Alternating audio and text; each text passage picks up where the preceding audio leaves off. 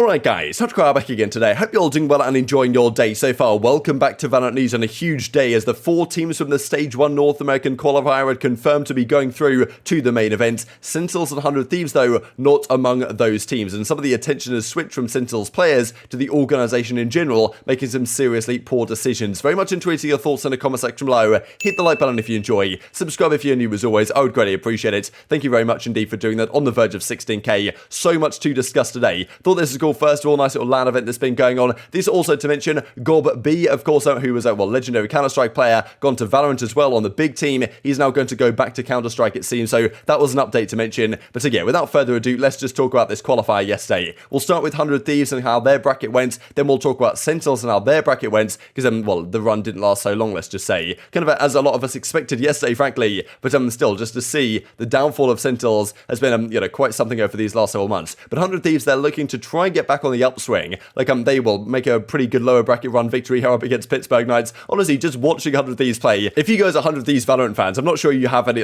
how you have any hair left, to be honest, or how you have any fingernails left or whatever. It just must be, honestly, stressful watching these guys, even as kind of a neutral, effectively, in this situation. But, they played Knights. Pretty sure both maps they won here went to overtime. They won, 14-12 on both maps they won, and then they lost the other map kind of comfortably. But, fair play to 100 Thieves. They move on. Of course, every game at this point was an elimination game. We had, FaZe Clan and NRG, the 2 teams that qualified from the winner's side yesterday, and now it was losers to determine 2 more teams that would go through. 100 Thieves take down Pittsburgh Knights. Nice little lower bracket one so far. Time to close it out against TSM. So 100 Thieves did almost what looked like the impossible. They went through 4 rounds in a row. We looked at it after their loss that they had to TSM initially, that they would need to win 4 games in a row plus another one if they wanted to qualify. They did the job. They won 4 games in a row. Some of it was far from convincing, but they got the job done. But then they would rematch up against TSM, the team that dropped them down to losers initially, with a 2-1 series result, and that's pretty much exactly what happened again. Early on, though, was really interesting. Derek had some great plays on this map, one on split. Bang Zero clutch a nasty 1v3 as well to close out this game, and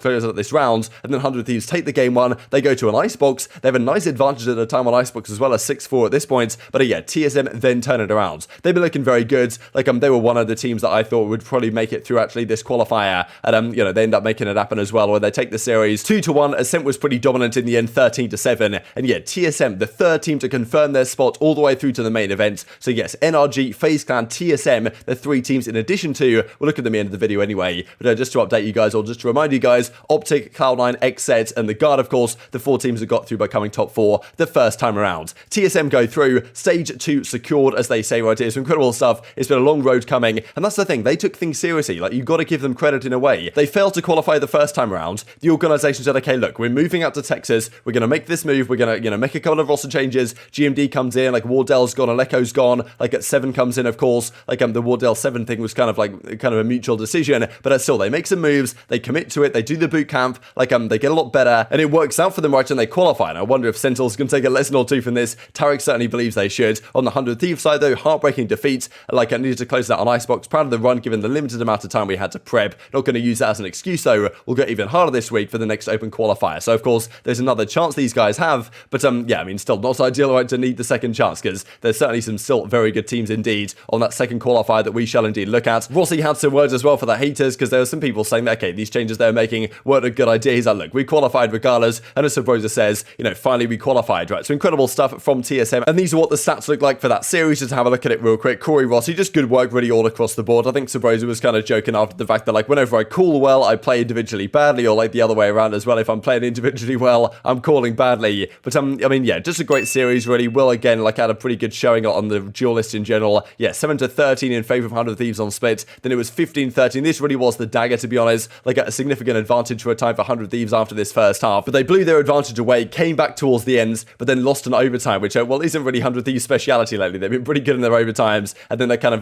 the momentum gets carried through for TSM, especially on their defensive side for Ascent in the end. So yes, they go through, they qualify officially. Now let's talk about Sentinels. So firstly, just wanted to mention this, because this kind of, I didn't really want to read through this, obviously. It's way too long to read. If you guys really want to read it, go ahead. But this comment comes through here from Betty Queck on the Reddit, and I just thought another one of these Sentinels comments that you get from time to time, saying they need a coach, he's really frustrated with the way they're playing and the play styles don't really mesh and all this type of stuff. And what surprised me was that ShahZaM actually came onto the Reddit here to kind of talk about this and say this guy's an idiot, you're so angry for no reason, that they've had 2 different coaches that we were working with already that got blocked by the organisation we were trying to buy them out from due to insane buyouts. They saw what Sentinels paid for TenZ and asked for ridiculous prices. So like, that's very interesting. They've tried to get coaches, but like the organizations that haven't been able to come to an arrangement because they don't want to pay so much to buy these coaches out of their contracts with other teams, right? So interesting situation, because I guess those teams are going to ask for a lot, given what, we know, the 6-7 figures or whatever that it was for TenZ. But like, it's not like ShahZaM is wrong here, but I thought it was kind of strange before the final day of the qualifiers to like, just come in and reply to these, randoms on Reddit effectively as a pro player. Thought it was interesting. You guys can read into it how you like, but ShahZaM also had some further word to say. We shall see here in a second. Now, this is their first series they played, LG versus Sentinels. Of course, LG a pretty good team last time around, right? In the actual, well, stage 1 itself, they did pretty well. They got through, they qualified, they looked pretty decent at times, put up a fight, and that's why I thought they were probably favourites in this series, frankly, against Sentinels, the way they've been playing lately. This, honestly, Sentinels should really have made the comeback here on this game 1. Like, this clutch here at the end is honestly incredible. Like, look at this from Moose. The first shot is, okay, pretty standard. The second one to wallbang this crate as well is just incredible. Kills Campeki, gets the bomb down with like a few seconds to go, gets great timing as well on dapr, and then closes out the game. So just what a performance really here from Moose to close out this one in a 1 versus 3. That seemed like a bit of a dagger, but Sentinels do rather like to go down 1-0 in this series and somehow make a comeback. They win the game too, but it does not work out for them when they get to the final game. For some reason, they played split again, despite, even a couple of days ago, we talked about the fact that, like, what are they doing on split? Doesn't really seem like they have a good composition going on. They did, I believe, this time put, I think they put ShahZaM on the Sky. Like, even then, surely maybe Breach is preferable. Bit of a strange one to me. And the Sentinels say, here is that, let's just delete split. But it's like, maybe just don't play split. That's also an option where you don't have to delete the map. You could just kind of ban it in your vetoes. But yeah, bit of a strange situation. And at the end here, like, already it's 2-0 at this point to LG. Like, Mana makes a great play. And despite some decent plays from Sentinels to bring it back, they really didn't get close again on this split map 3. So not sure what they were thinking here really in terms of vetoes and like,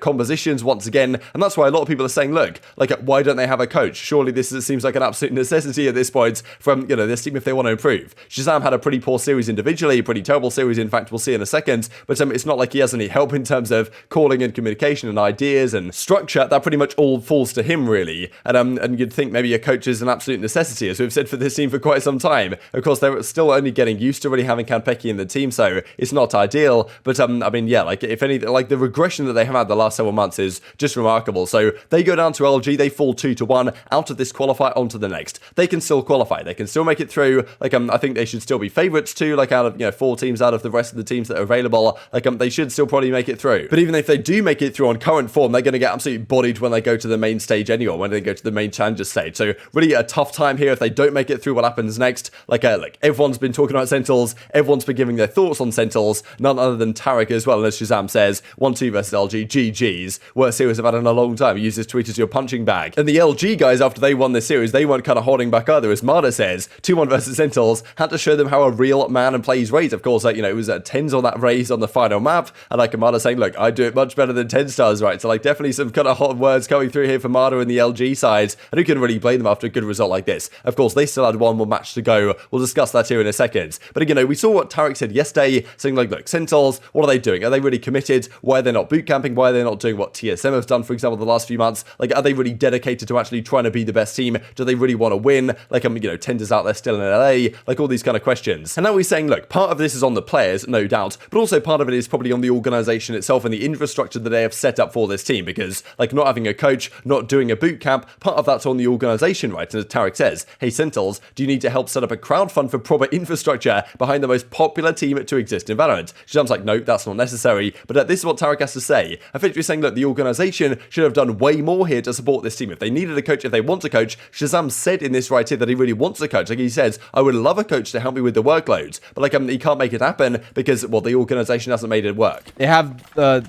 most popular Valorant team in the world. As a manager of this org, if I was working there, or if I was a CEO, I'd be pushing to get these guys a coach right away. And they clearly want one. Let's make it happen, dude. We need to crowdfund this or what? I think this is a failure from the org side, if I'm being honest. And like I said, I don't know too much about their org, but I think they deserve the criticism as well. Because the players are catching all the flack. But where's the org in all this? Why aren't they taking the fall. So definitely intrigued your perspective on this one. I definitely think the team leaves a lot to be desired, but if the organization isn't quite helping, as Tarik is saying, then like you know, you'll kind of fall short of other teams and other organizations that are working in better harmony, I suppose. So really interesting one, and you know, this to kind of put salt in the wounds, I suppose, as Tarik says, the top 10 North American Valorant team rankings right now. He's putting Optic, Guard, Cloud9, Exit. I said that in the wrong order, but these are the top 4, of course, from the first time around. V1 with their full team, we'll discuss them here in a second. NRG, of course, FaZe, they qualified. LG just qualified, we'll see that in a second. TSM, and then 100 Thieves that make it all the way as well. So Sentinels, in at least Tarik's opinion, out of the top 10 right now in North America, which also does make you wonder, with version 1 and 100 Thieves, like I'm not making it through this qualifier, then Sentinels are going to have a far from easy time to become that kind of third, fourth spot that actually gets through. So really interesting stuff. Before we discuss the final game, just did want to look at the stats once again. 2-1, they go down to Luminosity. Overall, like, it's honestly classic stuff. Like, have you ever seen anything more typical than this? With TenZ at, you know, plus 15. But Marder matches him on the raise and kind of one-ups him towards the end as well. And, I mean, yeah, this final game, like, ShahZaM had a pretty tough time. Like, we'll just look at the splits here real quick.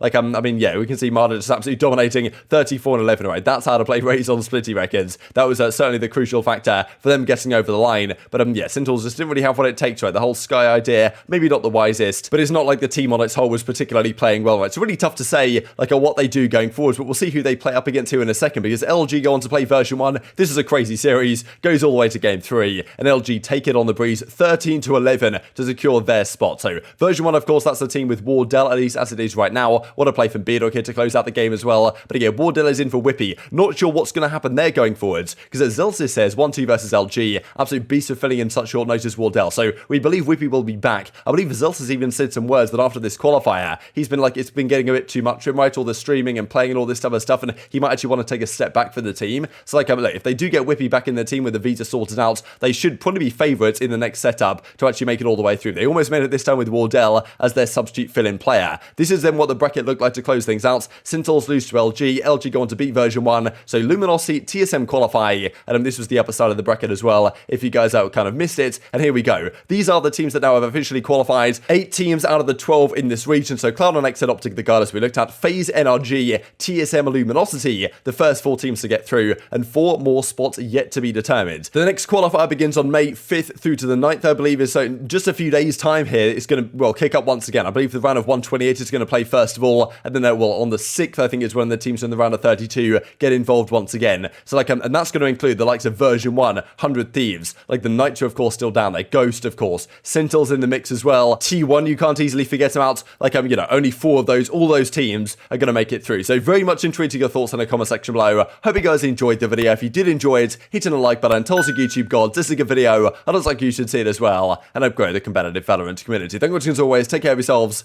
and I will see you next time.